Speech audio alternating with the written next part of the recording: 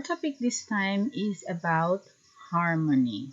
Now, if you're going to search the meaning of harmony, you can find a lot of meaning of harmony, but I just pick the simplest one. So, harmony is the combination of simultaneously sounded music notes to produce chords and chord progression having a pleasing effect.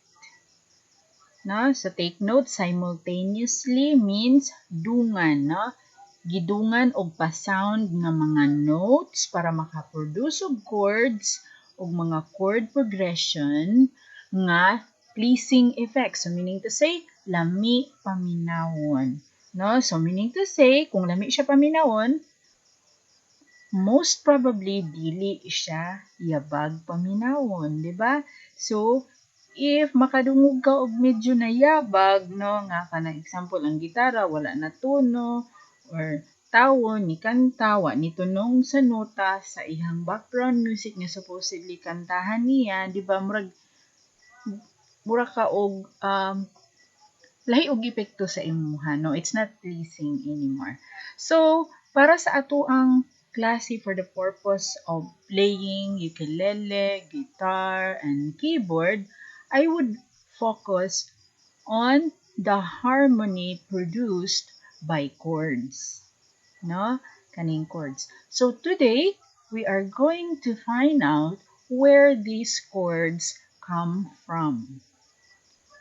Okay, so asa sila gikan? So before we could proceed to the chords topic, let's talk about major scale first, because here in the major scale, that's where we get our notes to form our major chords. Major scale, according to dictionary.com, is a scale consisting of a series of whole steps, except for half steps between the third and fourth and the seventh and eighth degrees. So to make this short, this major scale is a series of 8 kabuok nga nota. No? So as you can see here on our template, naatay 8 ka nota. 1, 2, 3, 4, 5, 6, 7, 8. So series daw siya of notes nga mga whole steps except lang sa 3rd to 4th and 7 to 8 nga half step gid siya per me. Okay, nakuha? No? So the rest, that's just how you are going to remember it easily. Tanan sila whole steps except sa 3rd to 4th and 7 to 8. So, let us just try to recall what whole steps and half steps are all about. Na? So, let's make it simple. Na? This is actually a review of what we have discussed last time. No? So, when we say whole step, it would involve 3 keys, no? Interval. No? So, it's actually a sum of 2 half steps. Na? So, nga namang duha ka half step, it's because, let's take this one as an example between C and D. Diba? So, makaingon ta nga si C and D is a whole step because it is a total of the distance between C and C sharp, which is 1 half step, and C sharp and D, which is another half step. So, if you add the 2 half steps, that makes C to D a whole step.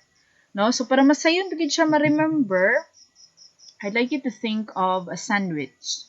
Sandwich nga naay palaman. Okay? So, you think of the middle cake.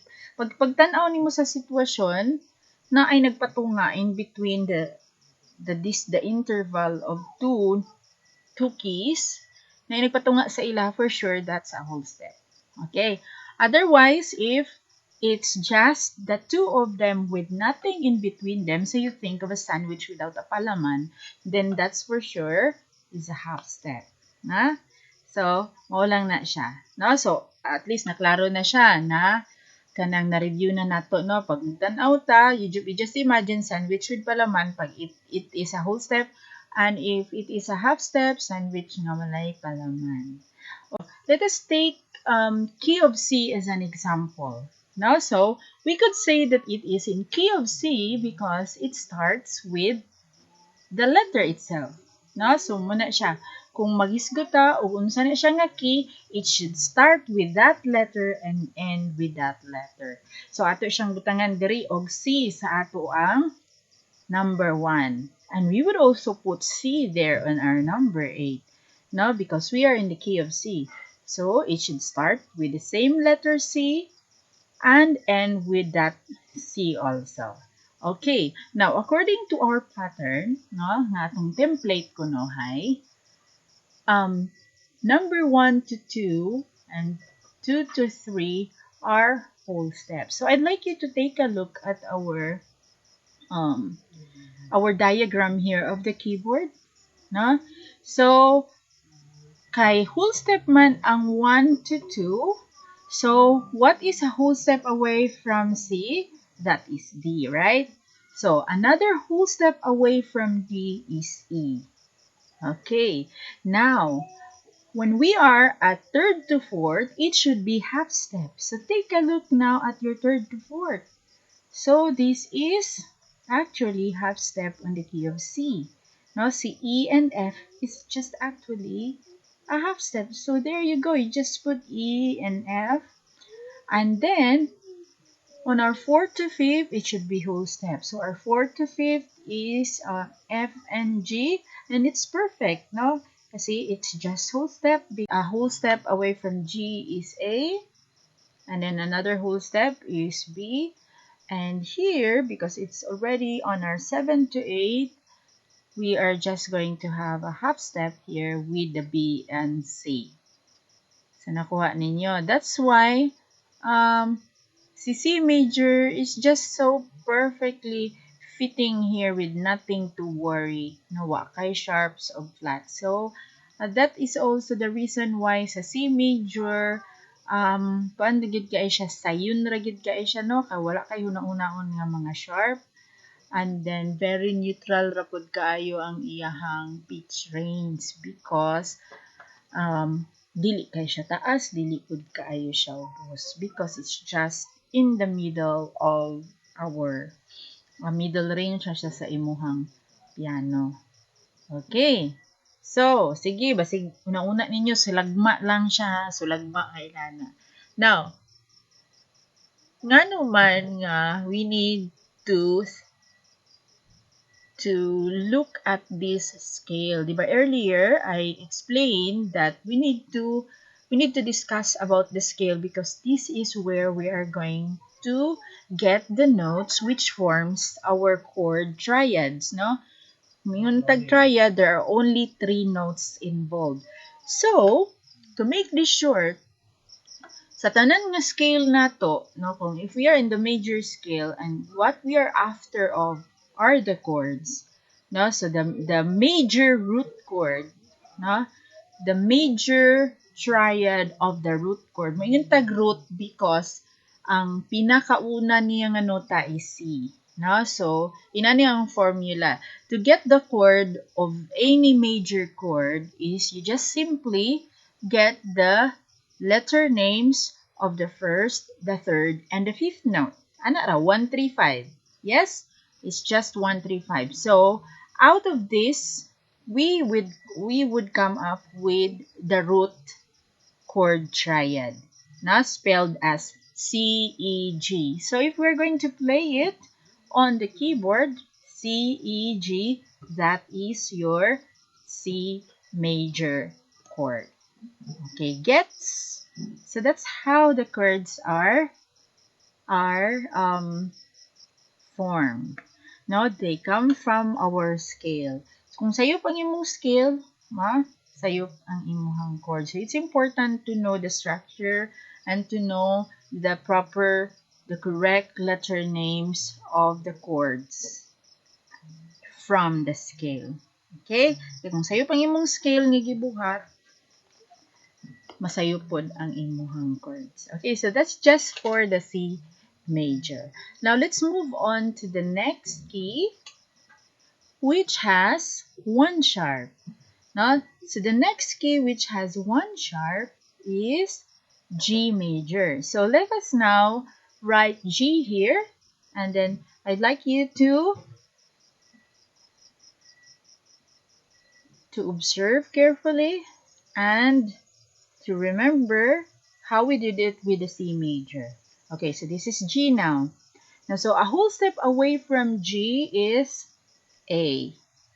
Yes, because there is a G sharp that is in between them. Now, from A, we need a whole step again. Whole step away from A, or whole step higher than A is B. Yes, because there's A sharp in between A and B. And now, we are going to put here B and C. Yes, so on B and C, it is just perfect for a half step, so we don't need to put anything else. And we can proceed now with the fourth and fifth.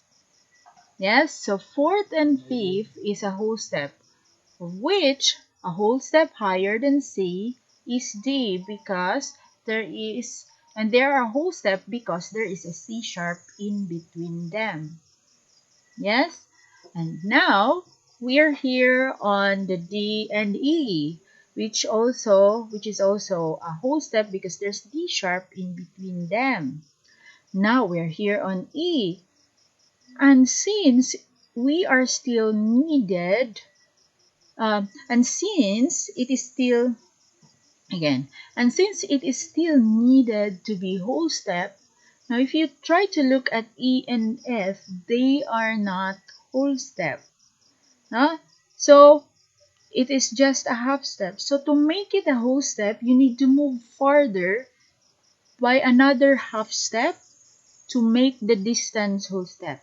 So instead of putting here just F, you can put a sharp so that the distance now from E to F sharp would be a whole step. Okay, nasabtan? Now, finally, we are on the 7th to 8th note. Na? Of which, ang kinahanglan nga distance diri kay half step ra. So, meaning to say, we are already F sharp here on our 7th note. So, kinsa man ang half step higher from our F sharp? Na? It's the G. So, you see, the starting note is G and it must end with also the same key. But the difference they have is C, G, which is on the top, is higher by an octave than the start. Okay? So, it is 8 times higher. And basig mag-ingon ka nga, 7 raman, ma'am. No, because you might be thinking of starting counting from 2. But no, in music, the first one is already counted. So when you reach on the 8, it's really 8. No? So lahi po tong pag-count nato sa math or pag-count nato sa ubang mga ihaponon. Nga example, kung mag-count ka og step, may kag count 100 step.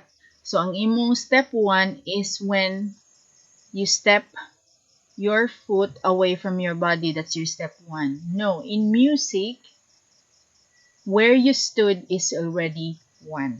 Okay? So that's the difference ha. Pag sa music, dili siya pareha sa math nga kung moingon tag 1 kay nitikang na ka. Sa music, where you're standing is already 1. So where the note is, that's already 1. Okay?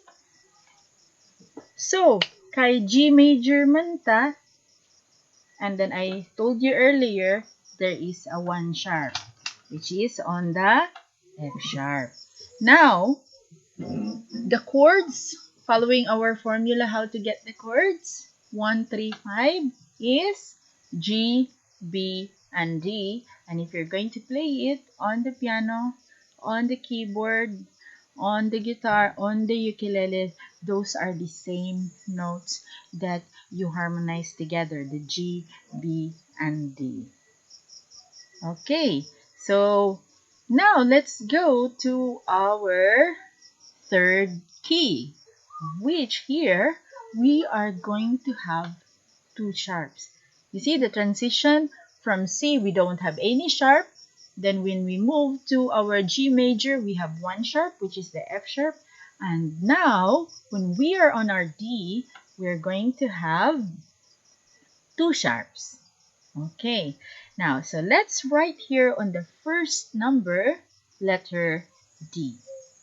Okay, a whole step higher than D is E. Yes, that's E. And a whole step higher than E is it F? No, it cannot be because E to F is just half step. So we have to write F sharp to make the E and F sharp a whole step, right? So this is F sharp. So D, E, F sharp. And then a half step away from F sharp is just G. Am I right? Yes, right. And then we need a whole step here. So G to A is a whole step. And then A to B is a whole step. And then here, B to C is not the whole step. So again, you need to put a sharp to make the B to C sharp a whole step. And that's our second sharp. Our first sharp earlier was F sharp. And then now we have here our C sharp. Yeah? So we have two sharps here, F sharp and C sharp. And finally,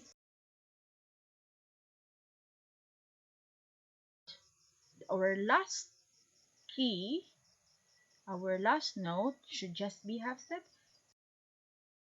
Okay, so we're done with three scales, and now on our third scale, D major, our D major chord is actually made up of our first, third, and fifth note, which is D, F sharp, and A. Okay, so those are our chords so far. We have already known how the C chord is formed, and then the G chord is formed, and the D chord is formed.